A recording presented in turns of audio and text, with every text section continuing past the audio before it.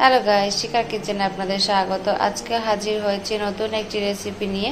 আজকে আমার রেসিপি কাঁচা আমের রোদে দেওয়ার ঝামেলা ছাড়াই কাঁচা আমের টক মিষ্টি ঝাল আচার খুবই সহজভাবে আমি আপনাদের সঙ্গে শেয়ার করব। তবে চলুন আজকের এই রেসিপি শুরু করা যাক। ভিডিওটি প্রথম থেকে শেষ পর্যন্ত দেখার অনুরোধ রইল। আপনারা যারা এই চ্যানেলে প্রথমবার এসেছেন এবং চ্যানেলটি এখনও পর্যন্ত সাবস্ক্রাইব করেননি তাদেরকে অনুরোধ করব, প্লিজ চ্যানেলটিকে সাবস্ক্রাইব করে আমাদের পাশে থাকবেন নতুন নতুন রেসিপির জন্য। তবে চলুন আজকের এই রেসিপি শুরু করা যাক। বন্ধুরা, আমের আচারের জন্য আমি এখানে আম নিয়েছি। এগুলো আমাদের গাছে যে আম হয়েছে সেই আম, টাটকা পুরো। আমগুলো পেরে ভালো করে ধুয়ে নিয়েছি। এবার এই আমে যে জল আছে সে জলটা একটা সুতির কাপড় দিয়ে ভালো করে মুছে নেব।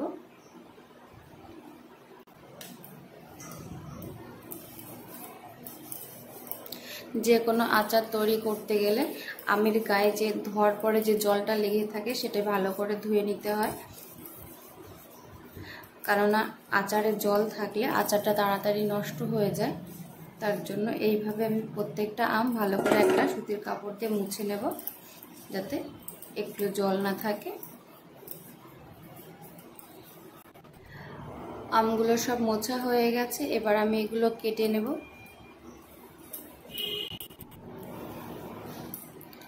আম নিয়েছি, এবার এইভাবে আচার তৈরি করার জন্য এরকম পোক্ত আম লাগে। দেখুন হালকা আঁশ হয়েছে। 2 পিস করব।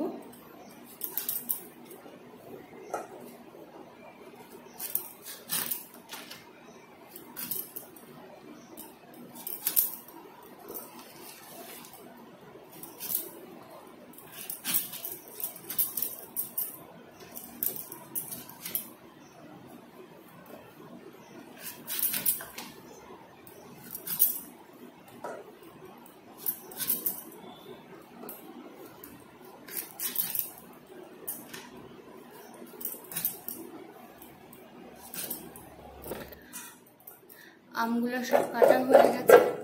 এবার এই আমের ভিতরে নুন হলুদ দিয়ে দেব। এবার আমের মধ্যে দিয়ে দেব লবণ,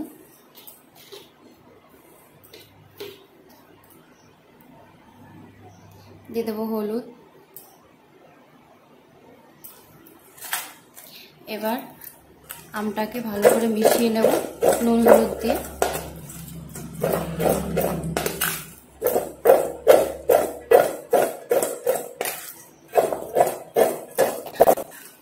এখন আর কিছুই করব না। এবার এই আম কাটাগুলো নুন হলুদ মাখানো হয়ে গেছে, এইভাবে রাতভর রেখে দেব আমের থেকে জল ঝরানোর জন্য, বা আমের থেকে যে জল ছাড়ে সেই ছাড়ার জন্য আমি অপেক্ষা করব সারা রাত। সকালবেলায় পরের প্রসেসটা আমি আপনাদের সঙ্গে শেয়ার করব। এইভাবে রাতভর রেখে দেব।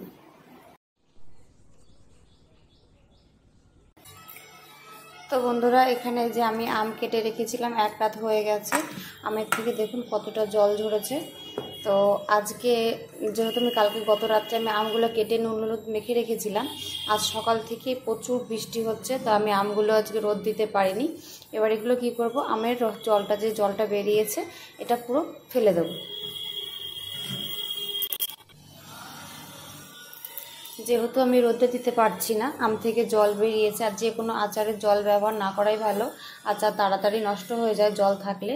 তার জন্য আমি একটা থালা বা যা কিছু হোক একটা কিছু নেওয়ার পরে এইভাবে আমগুলো দিয়ে 1 ঘন্টা মতো ফ্যানের হাওয়ায় শুকিয়ে নিলে জলটা, তাহলে আর আচারটা নষ্ট হওয়ার চান্স থাকে না।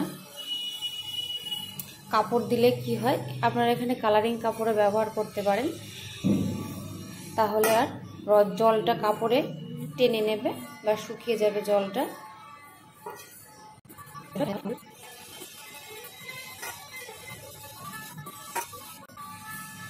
এভাবে 1 ঘন্টা আমটাকে ফ্যানের হাওয়ায় শুকিয়ে নেব।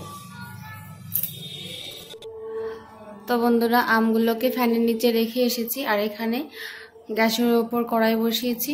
নিয়েছি 1 মুঠো শুকনো লঙ্কা। শুকনো লঙ্কাটা আপনারা কম বেশি করে নিতে পারেন, তবে একটু ঝাল ঝাল হলে অসুবিধা হয় না। এবার এটা শুকনো কলায় হালকা একটু ভেজে নেব। A few moments later. শুকনো লঙ্কাগুলোকে একটু ভেজে নিয়েছি, একটু সাইডে রেখে দেব। তো এরকম একটা চামচ নিয়েছি, এই চামচে 1 চামচ দিয়ে দেবো ধনে আস্ত, 5 ফোড়ন, মৌরি, 1/2 চামচ সাদা সর্ষে, 1/2 চামচ কালো সর্ষে। এবার এগুলো সব একসঙ্গে একটু ভেজে নেব।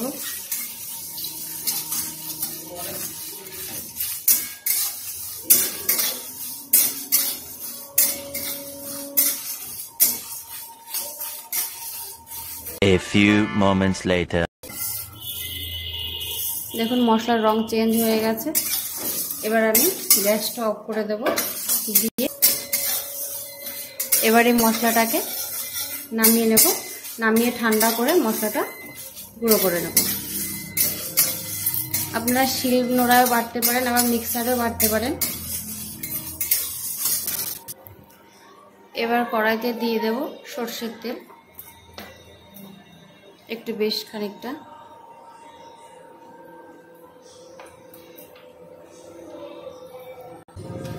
এবার তেলটা গরম হওয়ার জন্য অপেক্ষা করব।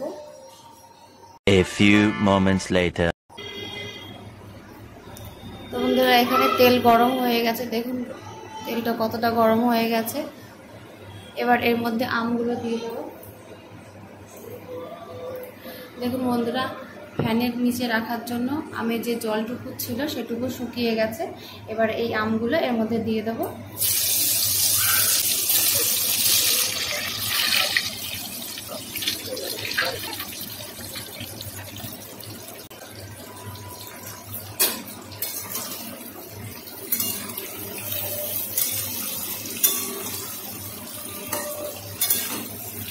এবার এই আমগুলোকে কিছুক্ষণ ভালো করে ভেজে নেব। A few moments later. তো বন্ধুরা দেখুন আমের রং চেঞ্জ হয়ে গেছে, আমটা অনেকটাই ভাজা হয়ে গেছে। দেখুন এই যে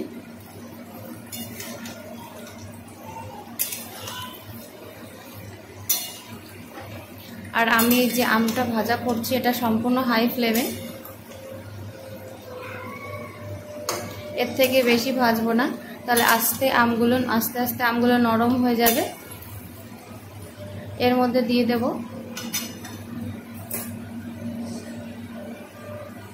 রসুন বাটা,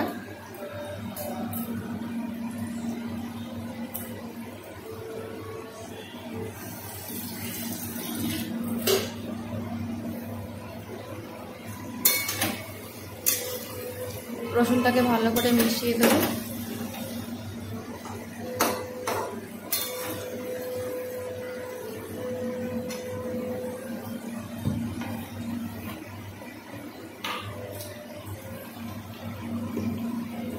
রসুনের পর দিয়ে দেবো লবণ,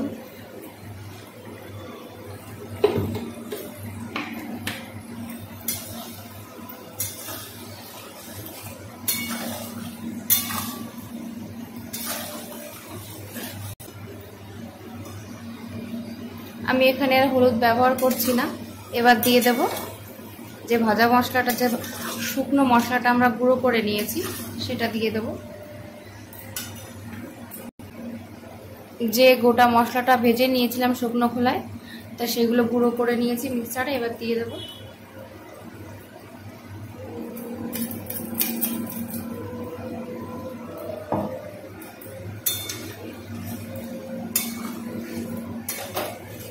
এবার আমি গ্যাসের ফ্লেমটাকে লোতে দিয়ে দিয়েছি।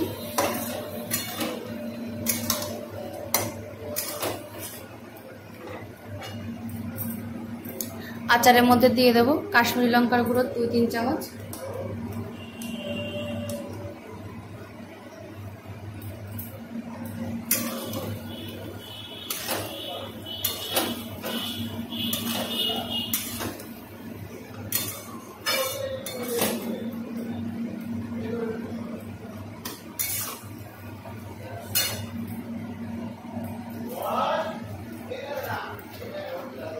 আর দিয়ে দেবো ভিনিগার, এতে সারা বছর সংরক্ষণ করা যায়। ভিনিগার দিলে আর নষ্ট হবে না।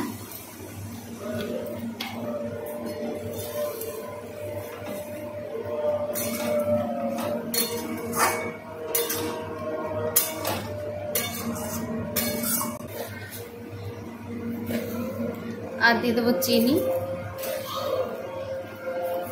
ছোট চামচে 3 চামচ চিনি আর 4 চামচ। যেহেতু এই আমগুলো প্রচণ্ড টকটা ব্যালেন্স করার জন্য আমি একটুখানি মিষ্টি ব্যবহার করেছি। আপনাদের পছন্দ না হলে আপনারা ব্যবহার করবেন না, কোনো অসুবিধা নেই। আর অবশ্যই ভিনিগারটা দেওয়ার চেষ্টা করবেন। হ্যাঁ বলো, হ্যাঁ বলো, কি বলছো? তুমি এসেছো তাই বলতে চাইছো?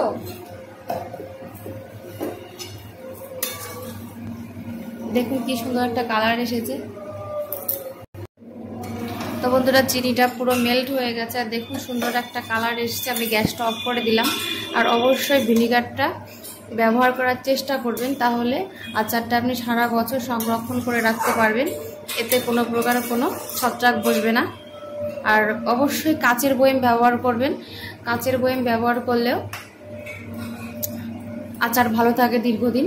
তো বন্ধুরা আমি গ্যাস অফ করে দিয়েছি। এবার এইভাবে কিছুক্ষণ কড়াইয়ের মধ্যে রেখে দেব, যতক্ষণ পর্যন্ত না পুরো আচারটা ঠান্ডা হয়ে যাচ্ছে। কেননা গরম আচার কাচের বয়ামে দেওয়া যাবে না, তার জন্য পুরো আচারটাকে আমি ঠান্ডা করে নেব।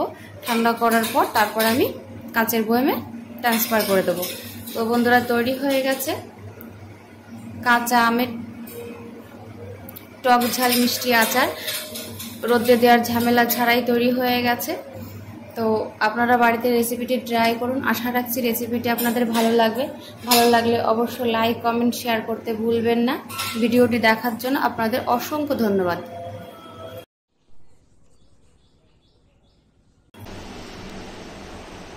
তো বন্ধুরা আমের আচারটা ঠান্ডা হয়ে গেছে। ঠান্ডা হওয়ার পরে আমি একটি কাচের পাত্রে নামিয়ে নিয়েছি। এরপর কাচের বয়ামে রেখে দেব। আর অবশ্যই মাঝে মাঝে একটু রোদ্রে দেবেন, তাহলে আচারটা সারা বছর সংরক্ষণ করা যাবে।